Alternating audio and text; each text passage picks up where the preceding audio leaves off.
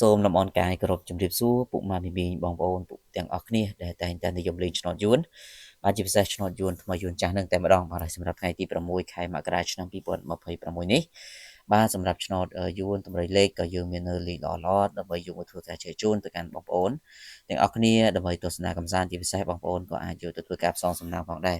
អញ្ចឹងបងប្អូនទាំងអស់គ្នាយើងចូលទៅកាន់តម្រុយតែម្ដងហើយបងប្អូនកុំភ្លេច comment 159ទាំងអស់គ្នាដើម្បីទទួលបាននូវលាភសំណាងបាទសម្រាប់ព្រឹកនេះបាទសម្រាប់ម៉ោង10កន្លះបងប្អូនទាំងអស់គ្នាសូមលេងខ្ទង់30និងខ្ទង់0ដើម្បីធ្វើការអូ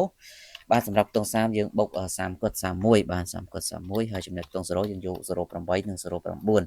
ដើម្បីត្រេនៅពួក A B C D ហើយសម្រាប់ម៉ោង1កន្លះឆ្នោតយួនថ្មីយើងមានលេខល្អលេខពិសេស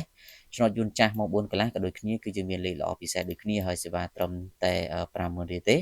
គឺយើងមានលេខតូច2គ្រាប់ហើយលេខ4ប៉ុស្តិ៍បានបងប្អូនដែលលេខបានអាចធ្វើការឆាតជួបពេកបានទាំងអស់គ្នានៅម៉ោង6កន្លះវិញអ្នកទាំងអស់គ្នាសូមធ្វើការត្រេកអូសខ្ទង់40និងសូមធ្វើការអូសខ្ទង់20បាទសម្រាប់ខ្ទង់20នេះពុកម៉ែមីមីងសូមបុក23 24បាទហើយចំណែកខ្ទង់40យើងលេង46និង47បាទត្រេនៅពួក ABCD ទៅបាទសម្រាប់ម៉ោង6កន្លះ